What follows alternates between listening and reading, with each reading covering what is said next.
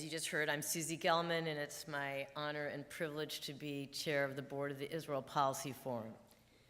I want to thank Gadi and the Temple Emanuel Stryker Center, as well as the many community partners who have helped to make today's symposium possible.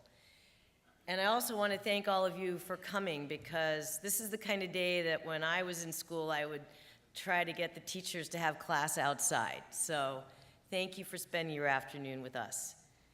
This afternoon's program reflects Israel Policy Forum's focus on security and on our commitment to be an educational resource for the American Jewish community. As an organization dedicated to preserving and advancing the goal of a two-state solution to the Israeli-Palestinian conflict, we recognize that the case for two states must start with a recognition of Israel's legitimate security concerns. In this regard, we are proud to work with the Commanders for Israel's Security, based in Israel, and the Center for a New American Security, based in Washington, D.C., to develop and promote resources for policymakers and community leaders that help to demonstrate that with pragmatic approaches, it is possible to enhance security, both in the short term and for the long term. We also recognize that security for Israel and for the Palestinians is impacted greatly by developments in the broader region. Today's program will address the Israeli-Palestinian conflict, as well as the ongoing crisis in Syria, the future of the Iran nuclear deal, and the opportunities for enhanced ties between Israel and the Arab world. Because many of these issues are interconnected, they will all be addressed in one way or another at every session this afternoon, regardless of the individual sessions you choose to attend. Our program will begin with a truly remarkable dialogue in our opening plenary, which I'm pleased to introduce now. In the past few years, and on just a few occasions, His Royal Highness Prince Turki Al Faisal, a member of the Saudi royal family who has served as Saudi Arabia's intelligence chief and its ambassador both to the United States and to the United Kingdom, has engaged notable Israeli figures in a public dialogue. Today is the first time he will do so in an American synagogue. Our opening plenary this afternoon will feature a conversation between Prince Turki, Efraim Halevy, and Michele Flournoy.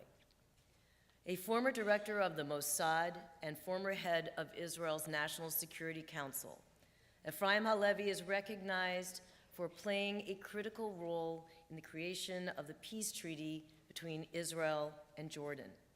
He continues to be an influential voice, providing challenging yet thoughtful analysis on Israel's security strategies.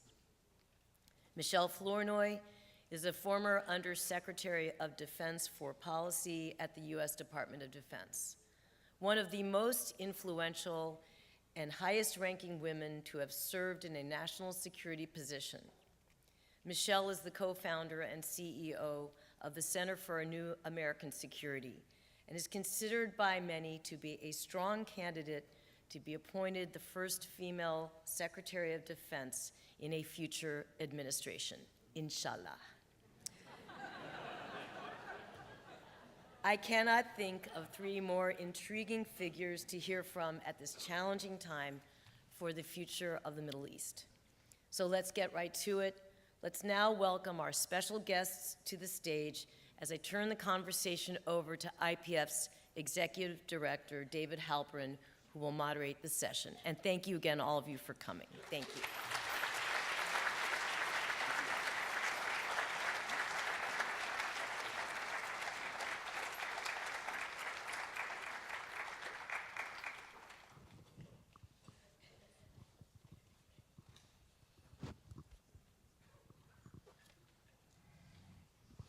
Thank you, Susie. Thank you, Gadi, Erica, the Stryker team, Adam Bassiano, and everyone from IPF for their hard work in putting today's program together. Before we get started, I want to just note that there will be an opportunity for questions and answers. Cards will be provided that will be brought up to me. I will promise to try to get to as many questions that are sent up as possible, and I encourage those questions throughout today's conversation. I have the privilege, really, of moderating this, what will certainly be a fascinating dialogue with three exceptional guests. And I'd like to start with His Royal Highness, Prince Turki. As Susie mentioned, on a few occasions in the past few years, you have engaged publicly with Israeli officials. I believe the first time is in 2014 in Brussels with the former IDF official. And on very few rare occasions since then, you have engaged in public forums such as these. I wonder if you could share with the audience why. Why are you choosing to engage with Israeli officials publicly? And is this something we should expect more of from your colleagues back home? Thank you very much. First of all, salam, shalom. And I thank the Israeli Peace Forum for giving me this opportunity to come for the first time to a synagogue. So that is an occasion that I will value, and hopefully it will not be the last time.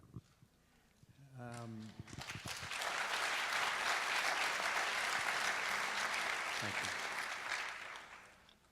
I have engaged with Israeli public officials. I'd just like to qualify that.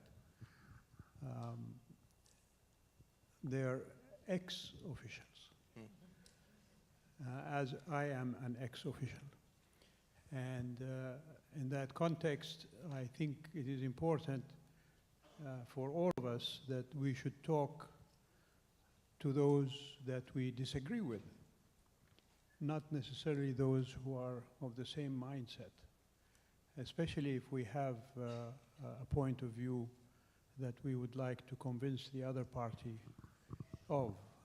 And hence, on the issue of peace in Palestine, there is a disagreement between the Arabs and the Israelis, and hence talking to the other side is valuable. And especially if they come from backgrounds like Mr. Halevy here and others of his caliber, who hopefully will still have influence and capability of getting their ideas to the official circles in the Israeli government. That is the main reason why I talk to ex-officials. Just one slight addition, I had a chance to talk once with the late President Shimon Peres when he was still President of Israel. And this was at the World Economic Forum a few years back, in which we were sitting at a table, dinner table across each other. And he turned to me and he said, Prince, I'd like to sit down with you, and we can do it in a very discreet way, and nobody will know about it. And I replied to him, Mr. President, nothing in Israel can be kept a secret. So if I'm going to sit down with you, it's going to be in public. And of course, that was, I think, the view that I've always taken is I will sit in public with anywhere, and if I have something to say, I will say it in public. Thank you very much. Efraim, perhaps I'll turn to you. Much has been made of the alignment of interests between Israel, Saudi Arabia, and many other Gulf states. In fact, I think there are elements of the current Israeli government who perceive a regional opportunity to advance peace, perhaps as they say, an outside-in approach, regional, but for the Palestinians versus the inside-out Palestinians, then regional. I'm curious what you make of this regional opportunity and how you view it from your lens. First of all, let me say that I'm very grateful to be here with you this afternoon, and thank you for the opportunity to meet such a wonderful audience as I see from this part of the hall. Let me begin by pointing out that the initiative for a outside-inside approach was not an Israeli initiative, although it is being heralded in that way today. It began in the year 2002, when the then Crown Prince Abdullah, correct me if I'm wrong, my friend Prince Turki, gave an interview to an American correspondent named Tom Friedman, who I believe is probably familiar to everybody in this hall. And in this interview, a remarkable interview, he suggested the first version of what became the Saudi Initiative for Peace in the Middle East in a public manner. At that time, I was on a trip somewhere in the Gulf, and I was approached by somebody and asked to transmit a message to the Prime Minister Sharon saying that we realize that you may not be able to accept this initiative as it is, but in order to do the right thing, don't comment on it if you don't wish to. Don't reject it. Don't reject the initiative. And indeed, I was able to pass a message to the Prime Minister, and for once he took my advice. And he did not comment and did not react immediately. I think the important thing that Prince Turki has just now said, and which I certainly second, is not only you have to talk to your adversaries, you have to listen to your adversaries. Part of what I had to do in my career was to listen to people. I also had to say things to people, but first and foremost to listen. And when I say listen to people from all walks of life, and also of all opinions, of all denominations, and of all the professions in this world, including the much talked profession of terrorism. I think it is important to listen to professional terrorists. A, in order to understand what they're saying. B, in order to see whether there is a chink in the armor, and there usually is. And C, because by talking to people, you have the opportunity to influence them.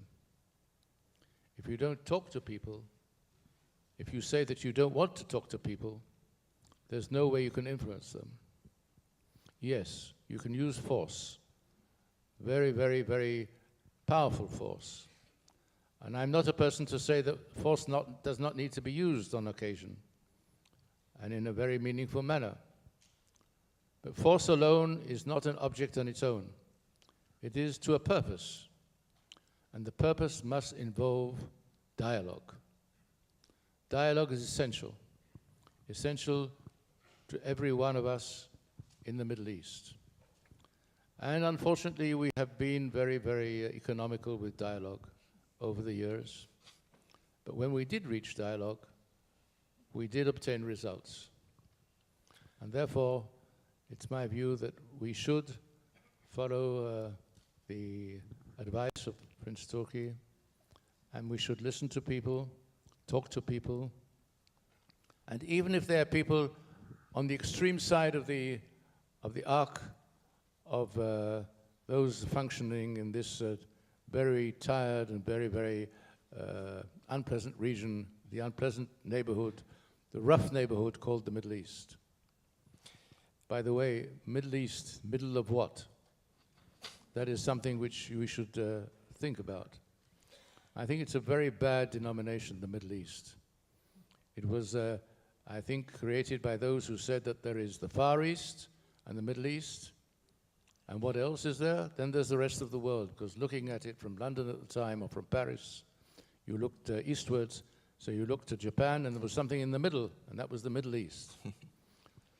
I think we should be trying to look at the area without using this denomination. So I'd like to bring Michele in, but I must ask His Highness Prince Turki to respond to Mr. Halevy, particularly on the Arab Peace Initiative, and as he says, the need to engage all. Recently, of course, just a week ago, we had the reconciliation agreement between Hamas and Fatah, and I'm curious your remarks both on the viability today of the Arab Peace Initiative and the viability of this recent agreement between Hamas and Fatah.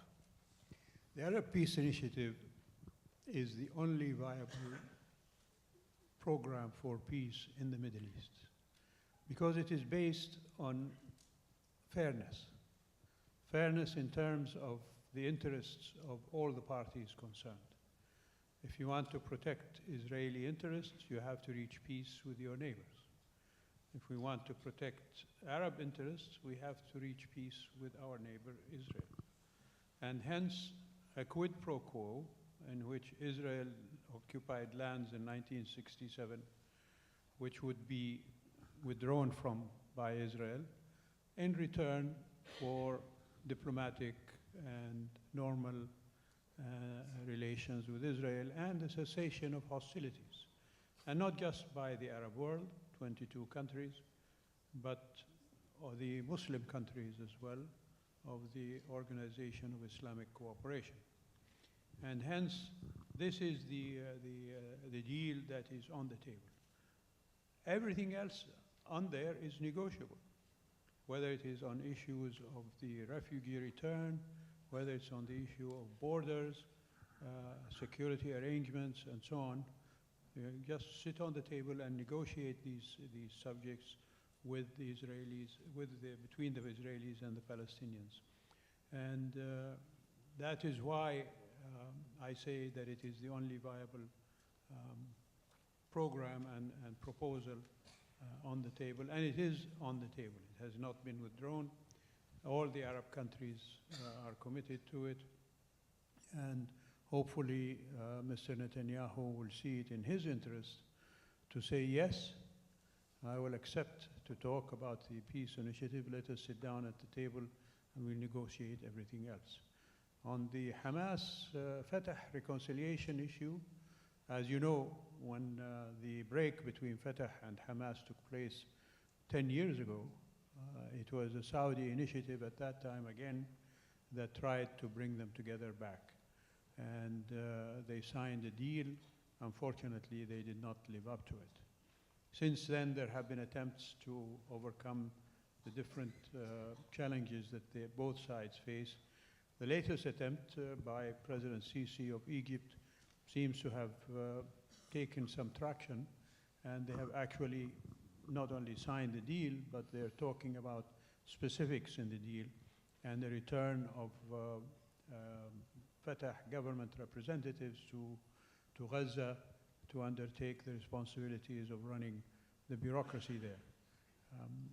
We live in hope, and that hope is that this deal will lead to a unified Palestinian government that can then engage in the meaningful talks with Israel to get peace throughout Palestine and not just in the West Bank. But Gaza will have to be included in that. One note on Hamas. A few years back, and perhaps Mr. Halevy can correct me on this, I remember a statement coming out of Hamas saying that while they will not recognize Israel, they will accept what the PLO, which is the Palestine Liberation Organization, will reach as a deal with Israel. And I think this has been reiterated many times by Hamas leaders. Hopefully they will stick to that as well, because we need to have all the Palestinians on board.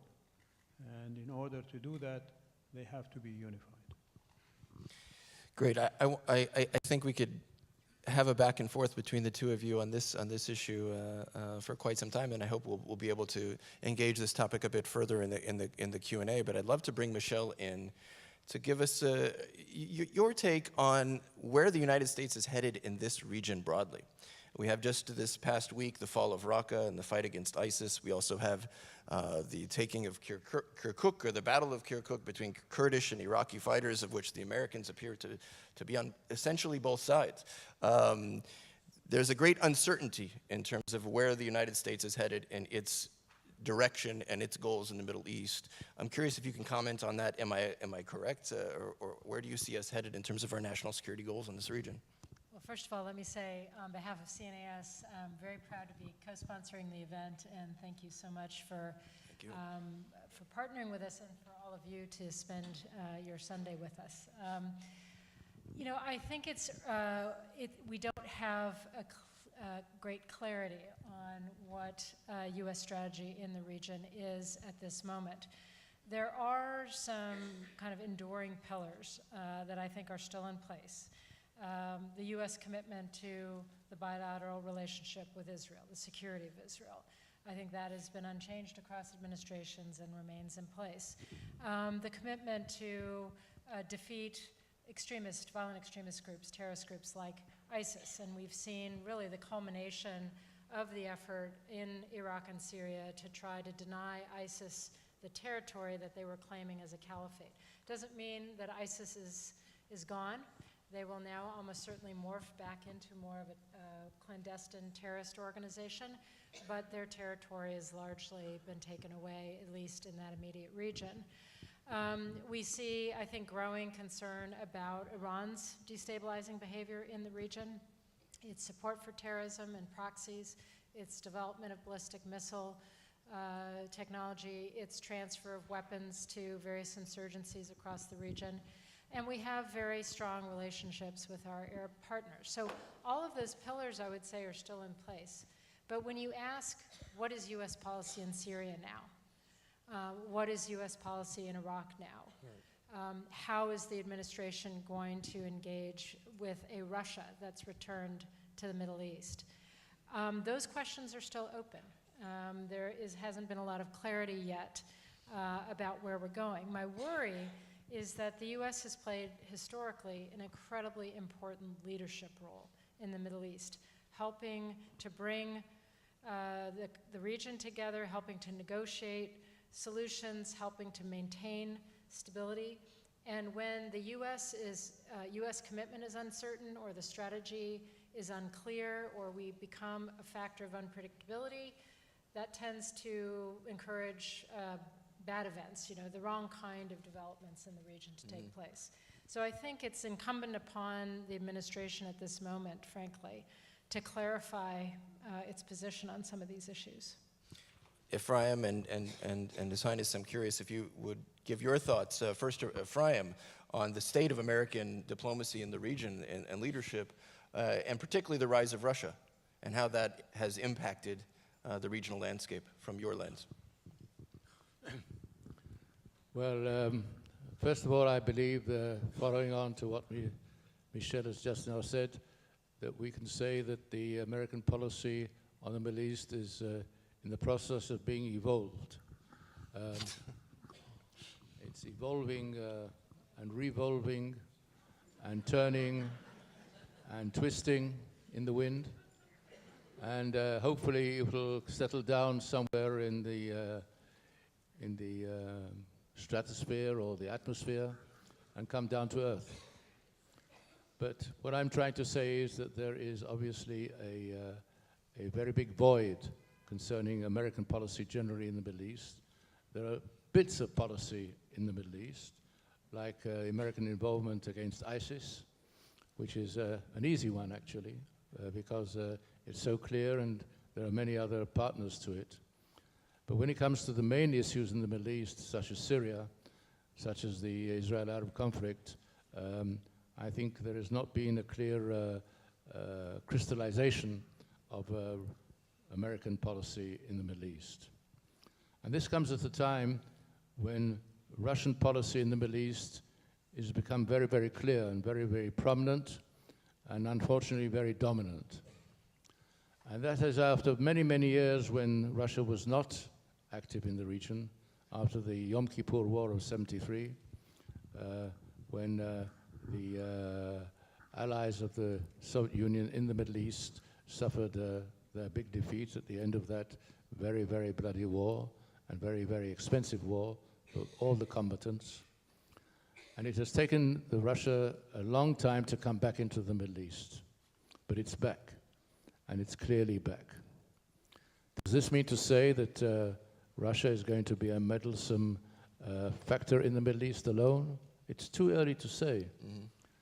I'd like to reveal to you that when Benjamin Netanyahu first met the Russian leadership after he first became prime minister in 1996, he told them that he thought that it was a mistake not to have involved Russia in the political evolvement of the Middle East, and that from his point of view, for instance, it was so important that Russia had been invited to the Madrid conference in 1991, which was directly after the Desert War, when the United States assembled this grand coalition against Saddam Hussein. And the result of that war, which had nothing to do with the Israeli-Arab conflict, resulted in a major initiative of the United States of America to create an international platform for solving the problem between us and the Palestinians. And we met in Madrid. And it was the insistence of the United States that Russia was there. It was the insistence of the United States that President Gorbachev, who of the Soviet Union, made his last appearance as the leader of the Soviet Union. So I would say that there are elements here which could bring about maybe something, I don't want to say a joint approach of the United States and Russia to everything in the Middle East. That would be, I think, unthinkable. But elements in which there could be areas of understanding and agreement. And because of the predominant role of Russia in the Middle East and the clear aims they have in the Middle East, and the way they are going about these aims, which we can talk about if we have time, I think it would be impossible today to reach a deal, a big deal on the Middle East as the President wishes to reach, without the Russians being involved in one way or another. And this need not be necessarily in a confrontational policy towards the United States. It might be something quite different, but it would take a lot of patience, a lot of endurance, and a lot of caution. His Highness, what do you make of U.S. policy in the region, broadly leadership in the region vis-a-vis the rise of Russia's involvement? I grew up as a bureaucrat. I was first appointed to the Royal Court in 1973, 1 month before the start of what we call the Ramadan War. And America's leadership of the world was unquestioned and unchallenged.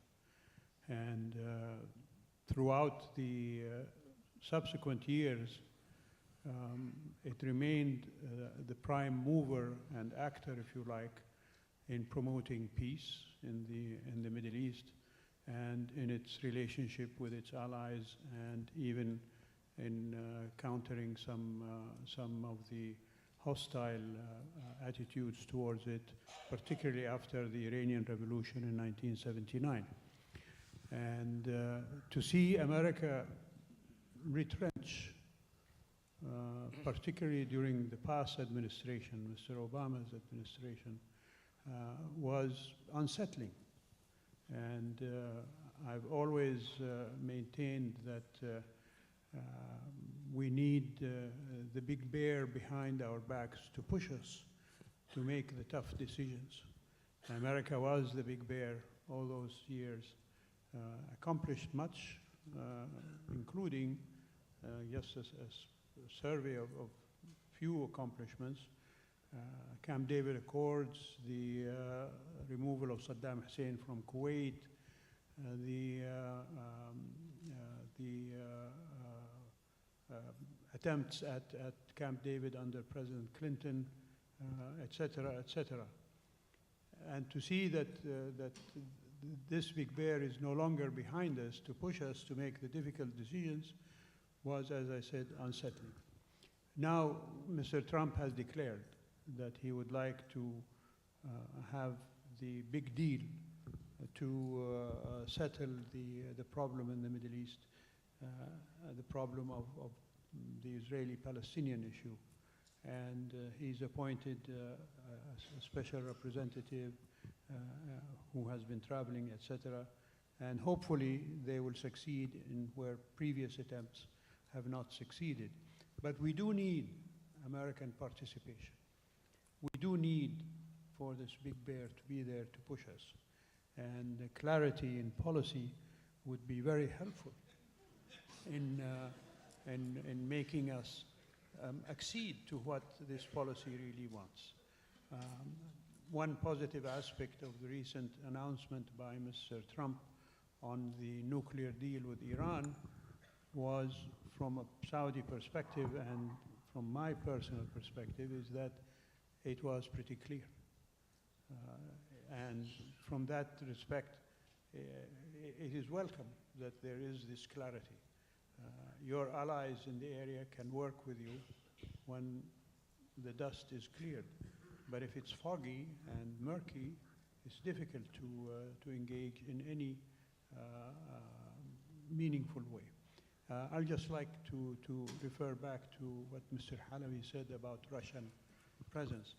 Russia is in the Middle East, and we have to deal with Russia in the Middle East.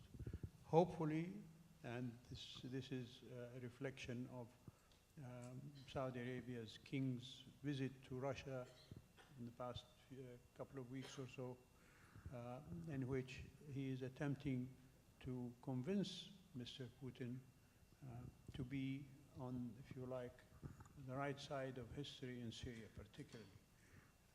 Russian espousal of Bashar al-Assad is counterproductive to Russian interests.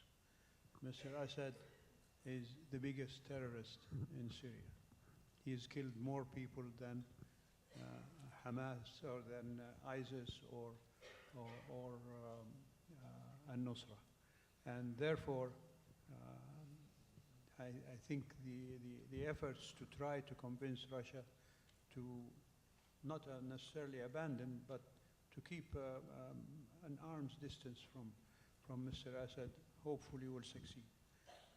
And if that happens, I think then we can get things moving in Syria. Just one observation on Syria and the other crisis countries in the Middle East, and I will name them. You've got Syria, you've got Lebanon, you've got Iraq, you've got Yemen, you've got Libya. All these countries have internal problems.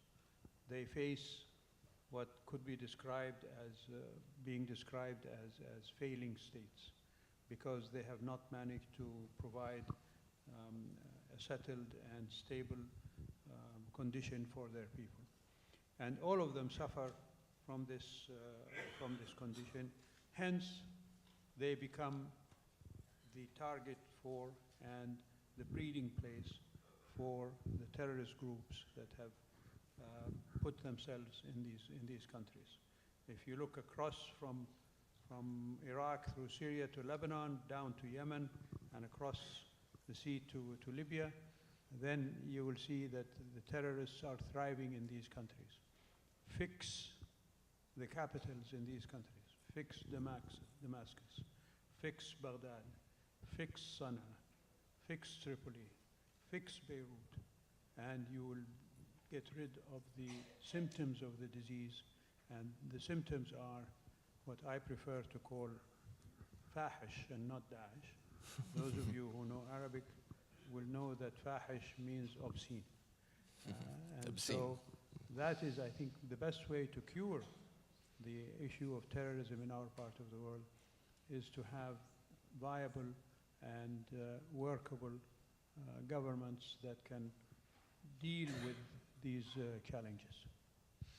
Michele, I'm curious if you could respond to the idea that the United States and Russia will be able to work together effectively to create this sort of grand strategy, given that Russia's increased involvement and the challenging interests involved.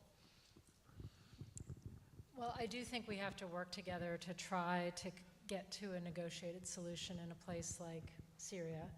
And I do think Russia needs to be at the table for most of these issues because if you leave them out, they're at risk of becoming a spoiler. But I also think we should be honest about the reasons why Russia came back to the Middle East. Part of it stems from a deep sense of grievance after the end of the Cold War, that Russia was not treated well, that Russia's status as a great power was not recognized, and I think Mr. Putin, while presiding over some fairly challenging domestic, economic, and political circumstances in which Russians are doing worse today than they were years ago, he's turning the population's attention outward, which is very convenient for him to sort of stir up nationalism to say, I'm going to restore Russian greatness. Part of restoring Russian greatness is making Russia a global power. Part of that is reestablishing a foothold in the Middle East. Of course, strategically, he's also very interested in having a military base, military bases, and a warm water port in Syria.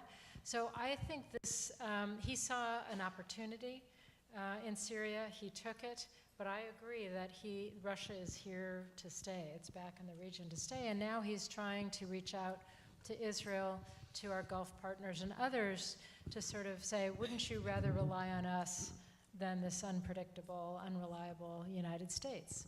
So I do think that's a problem. In Syria specifically, the larger problem is that our early caution in responding to the situation and the fact that we really didn't fully support an opposition when there was a viable opposition means that now, many years later, by focusing just on dealing with ISIS, we really haven't positioned ourselves to have leverage to influence the ultimate negotiations about the outcome in Syria. And so what we have to do now is be very clear about what are our red lines. For example, Israel. We care a lot about the security of Israel. If we're not careful and Assad comes back to power with his Russian partners and with his Iranian partners, you could have Iranian proxy forces right up on the border of Israel on the Syrian side. That should be unacceptable to us.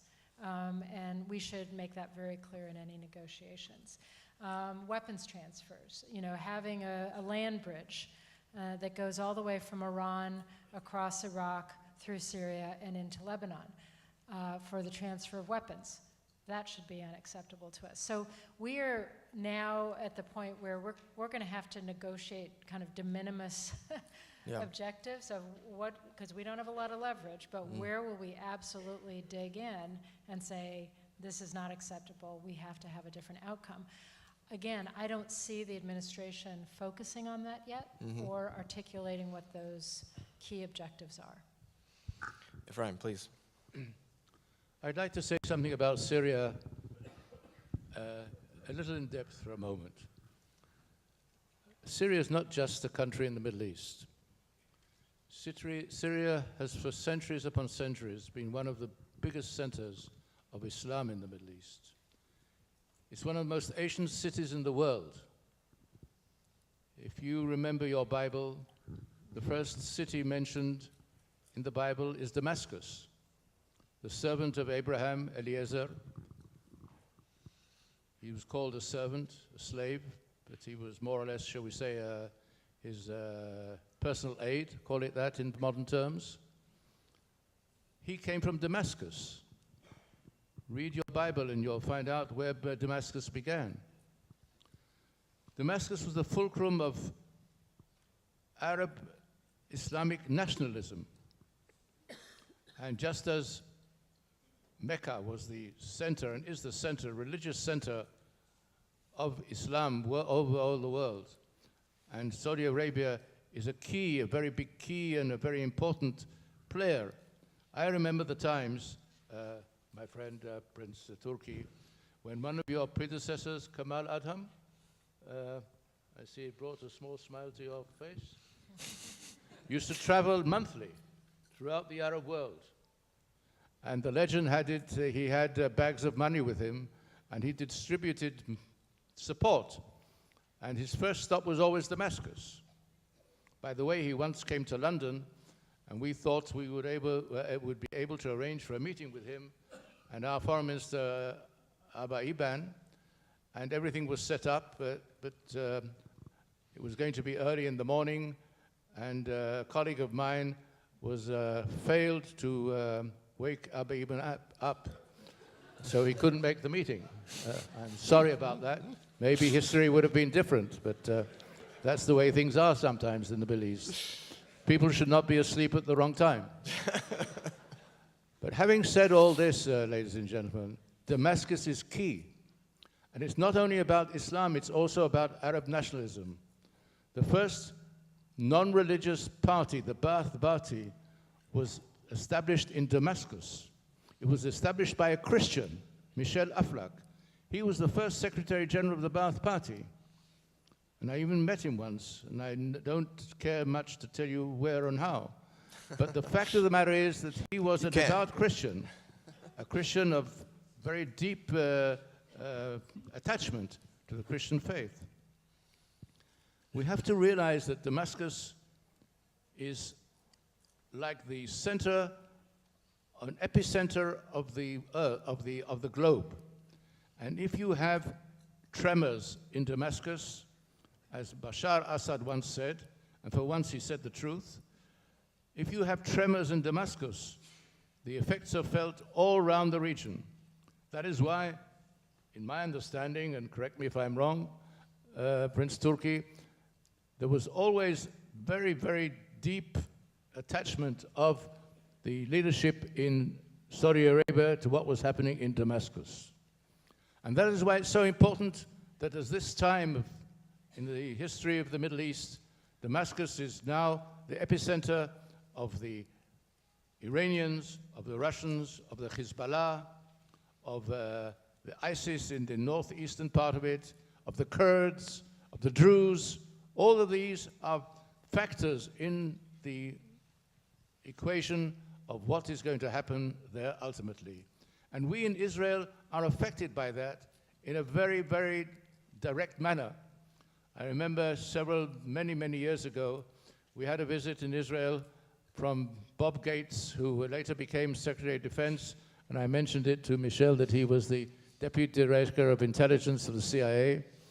And I took him to a visit to the Golan Heights.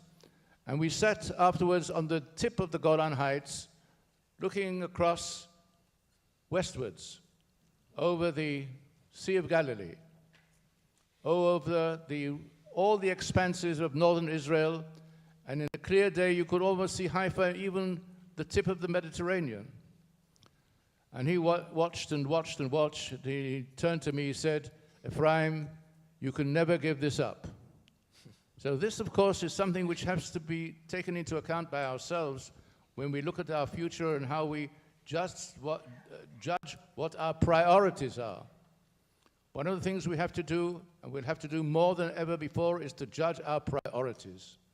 And our priority is not to pursue strife and war indefinitely just in order to gain time. The time is out for gaining time. And I think now is the time to start making decisions. And I think, if I may add to that, that when you have peace, then such geostrategic considerations like the Golan Heights and other geographic locations will no longer have the security implications that they have now.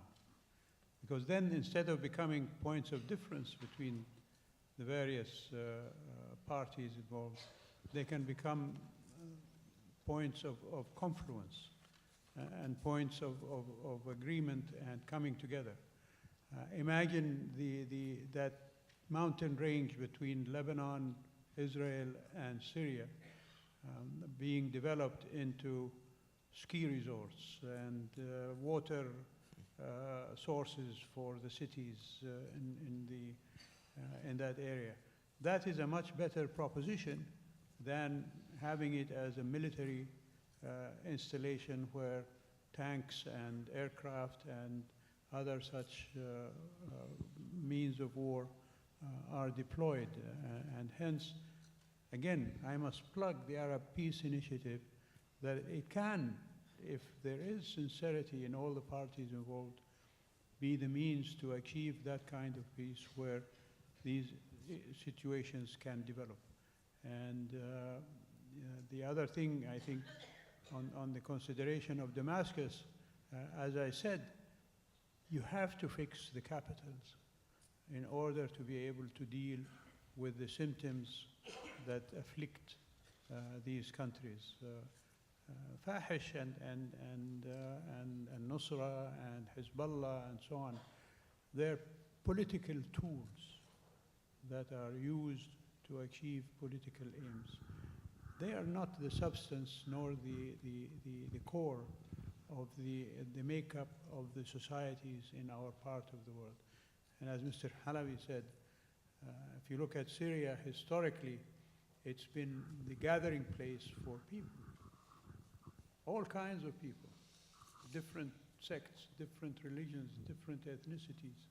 And the same in the other capitals, in Baghdad.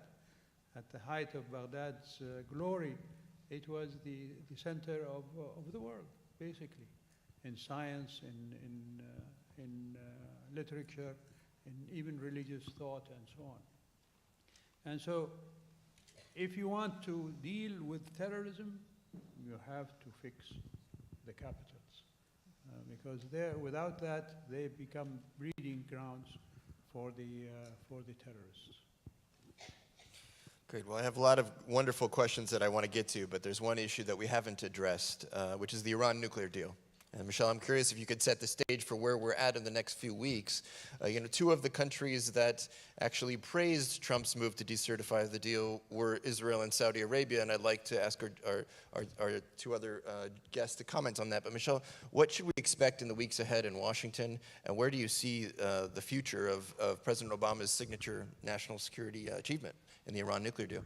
Well, again, here is, President Trump inherited a deal, while not perfect, had succeeded in putting a tremendous amount of time back on the nuclear clock for Iran, meaning it took them from being within weeks to months of being able to dash to a nuclear weapon, which made everybody very nervous, Israel, the Gulf states, and the United States, to a situation where we could verify that they were more than a year away from the bomb. We had very close and unprecedentedly intrusive inspections and so forth. The IAEA, the U.S. intelligence community, most of the Trump cabinet have all publicly declared that they see Iran as in compliance with the deal. But the president has talked about it being a bad deal, wanting to renounce the deal since he was a candidate. And the law requires him to certify that they're in compliance every 90 days. He's now made it clear that he's not going to do that. He's kicked the can over to Congress to say, Congress, you should do something to fix the deal.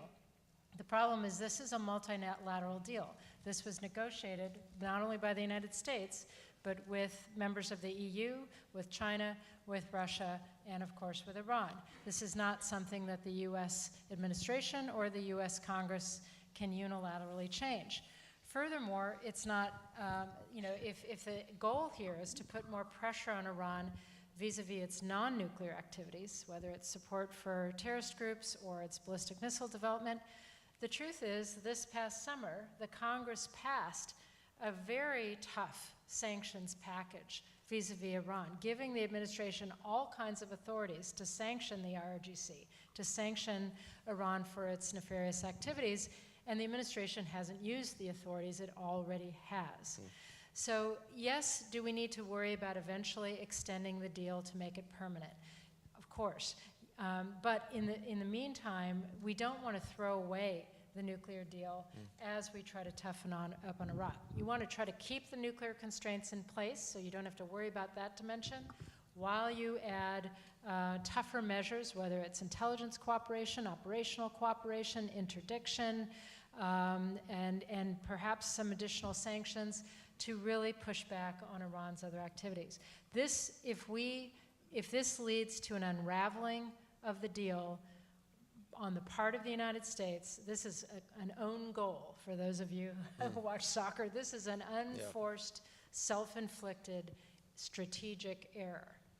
His Highness, you had been a vocal critic of the Obama administration's policy.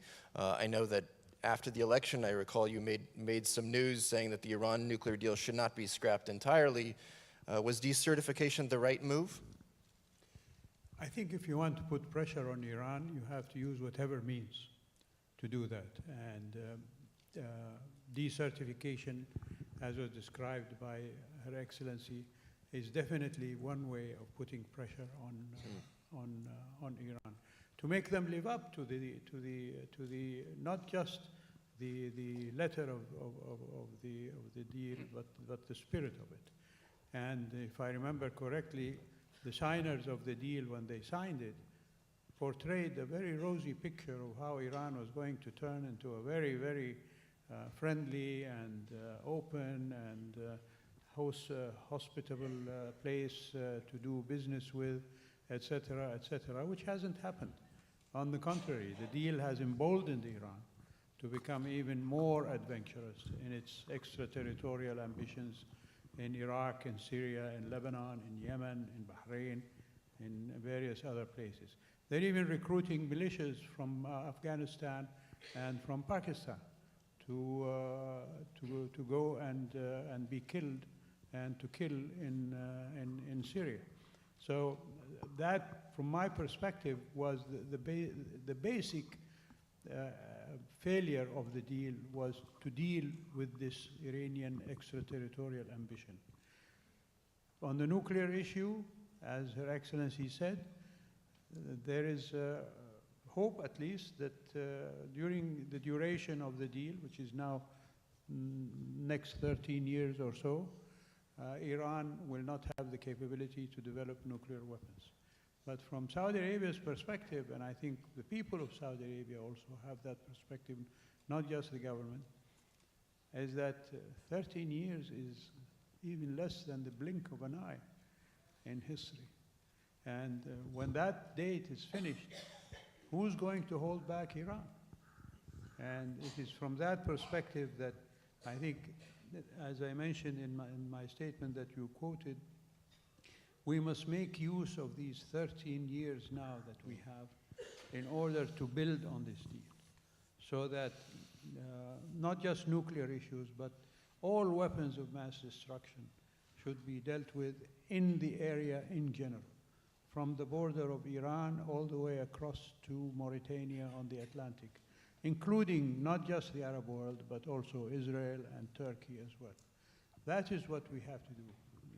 Seek an area or a zone, if you like, where that will be free of weapons of mass destruction, that will bind all of us to that principle and not allow for developing any weapons of mass destruction, whether nuclear, biological, or chemical. And so, yes, let us make use of this interim that we have and build on it so that we'll be safe 13 years from now. Efraim, would you like to weigh in on the Iran deal and your thoughts? Let me begin by saying something I repeat almost like a litany, and I'll say it here today once again. I am convinced that Israel is indestructible.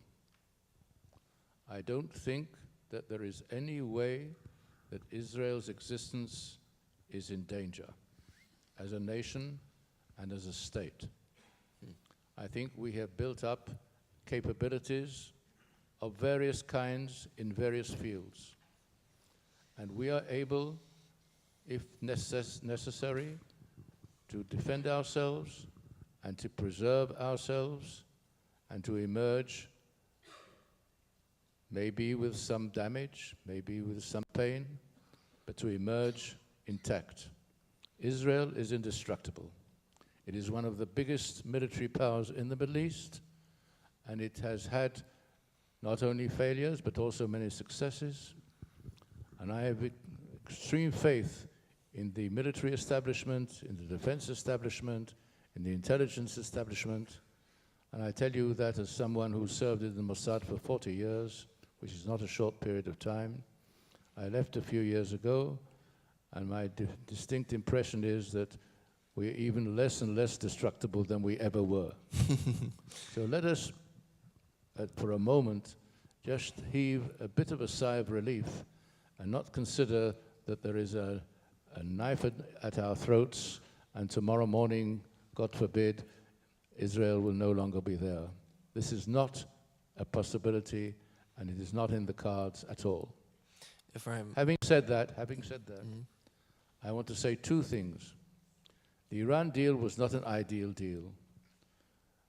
There are many things that we would have liked to be included in the deal which were not included in the deal.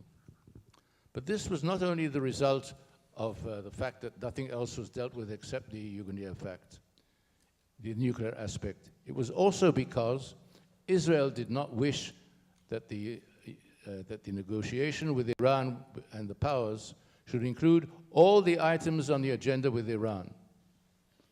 We believed, and this was the point we were able to make even with President Obama, that he should concentrate, and the United States should concentrate on the nuclear issue per se, and nothing else, for a variety of reasons which I don't have time to detail. So to come now after the deal and said it doesn't deal with terrorism, of course it doesn't. We didn't want it to deal with terrorism. It doesn't deal with missile production. We didn't want it to deal with missile production. We didn't want to delay the deal. We wanted it to have come as soon as possible and to be as effective as possible. And we have a time now, a time of 10, 13 years. And as Prince Turki said, this is the time to use the time in order to make sure that many of the things that we are concerned about are taken care of. Things are happening in Iran today. There are changes in Iran today. They're not as speedy as the changes in the United States of America. There's not been the kind of election you've had here. There's not been the surprises you've had here. But there are things that are happening. And look at the New York Times, which some of you probably read out of necessity every morning. And you'll see an article today about what's happening with the defense and military industry of the Republican Guards there. And I'm sure that you will respect the accuracy of the New York Times. After all, it's all the news that's fit to print, isn't it? Efraim, you say Israel's indestructible. You know, we've heard warnings for years now that Israel's future as a Jewish and democratic state is in jeopardy if it cannot resolve the Palestinian question. And there are more questions than ever about the viability and the future of a two-state solution. Is that an existential threat facing Israel? I don't think that the Palestinian issue is a threat to the extent the existence of a state of Israel. But I believe that we have no option but to find a way of living with our neighbors. And in order to live with our neighbors, we have to accept them as they are. And we should not interfere in their political internal process. And if they want to have a unity, let them have unity. And if they're willing to come to us together and to negotiate with us, we should negotiate with them. And we should negotiate with terrorists. After all, negotiating with terrorists is part of the machinery of diplomacy. A few weeks ago, a couple of months ago, there was an article in your New York Times on the front page, written by a man called Jonathan Powell, who was the chief of staff of Prime Minister Blair. And if I'm not mistaken, the caption said, "When is it right to lie? Is it okay to lie? When does a political leader have not only permission, but maybe why is it a time when he has the duty to lie to his parliament and lie to his people?" And that is the case when you negotiate with terrorists. And British prime ministers over 40, 50 years lied to their public and said we have nothing to do with terrorism. Nothing whatsoever. We don't talk to them.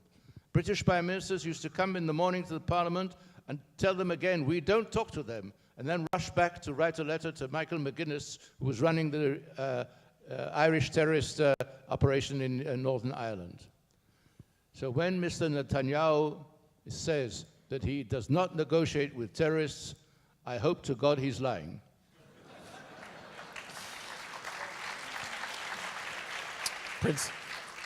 Prince Turki, Your Highness, I have about 15 questions here, and about 13 of them are in the same theme.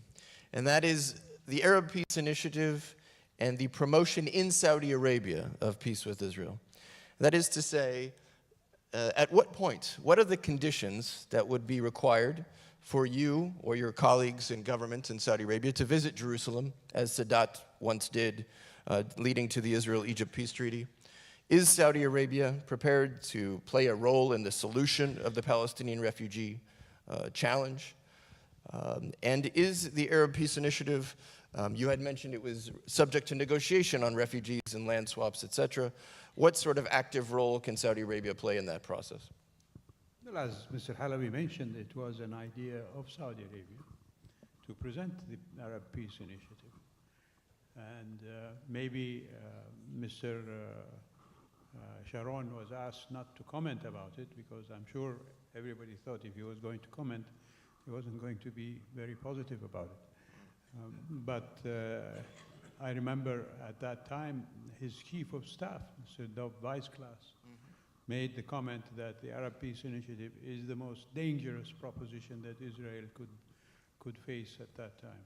And that was the atmosphere, if you like, or the aroma of the response from Israeli leaders, not just at that time, but since then. It is something that the Arab Peace Initiative is something to look at. It is something perhaps one or two would say, it has some positive aspects in it. Others would say, yes, we have to modify it here and there. But none of them had the wherewithal to say, okay, let us sit down and negotiate on it.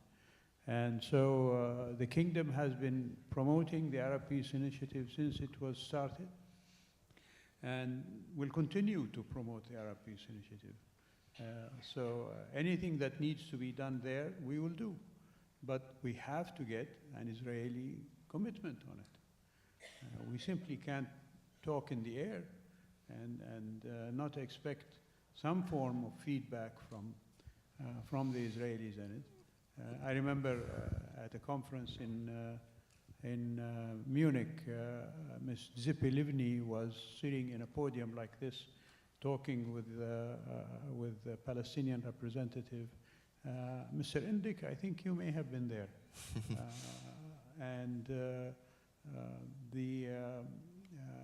After they finished talking, the question and answer, I asked Ms. Zippy Livni, I was in the audience. I said, Ms. Livni, why don't you accept the Arab Peace Initiative? She was then responsible for negotiations with the Palestinians.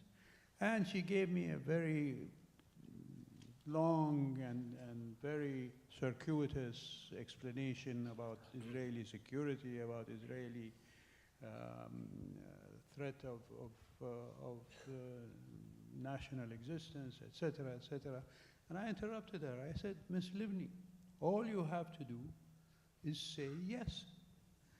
And immediately, the immediate answer from her was, no. But Your Highness, that is, I think, what we are faced with. If the Israelis want more from us, they have to give us something that we can sit down with and talk. can the Saudis do more to market the deal? It's enough. It's one thing to present it, but it's to. This is part of the marketing of the deal. Thank you for that. And I will push back just a little bit further, because there are a number of questions from the audience that stress the question, why now? After all these years, you had mentioned the importance of dialogue with Israel, with Israelis in such forums. Is it Iran, especially the alliance of these interests?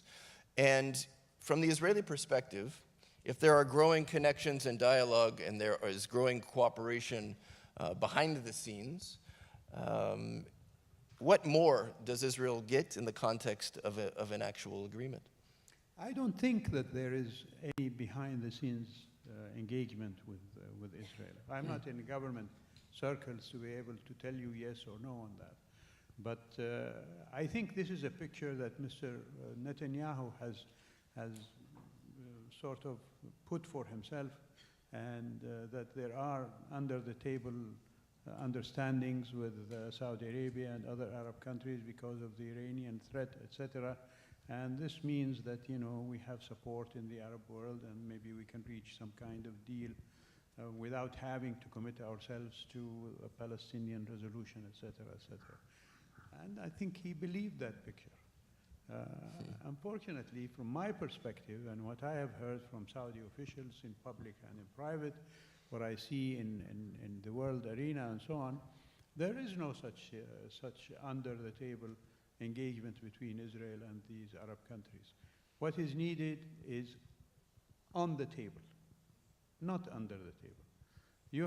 Israel has to put its position clear to all of us, and then we can talk. And yes, Iran presents a problem for both Israel and for us. And if we're going to deal with that situation, remove the issue of Palestine from as a point of conflict. Then we can deal not just with Iran, but imagine, ladies and gentlemen, if the Arabs and the Israelis got together on scientific development in the world. Imagine if we got together on developing water resources, which is needed for both of us, medical research and accomplishments, business activities and so on. All of this is in front of us only if we can reach peace between our peoples and our governments. And we're denying ourselves that because we're sitting back and not having the peace. So please, come forward and push for this very equitable deal that is presented by the Arab Peace Initiative. And I've always said to my Jewish audiences in the past, and I will say it today, with Jewish money and Arab brains, we can go far. Great. On that note, and unfortunately, while we could go all day, I want to ask you all to join me in thanking our distinguished panelists for this conversation. Thank you.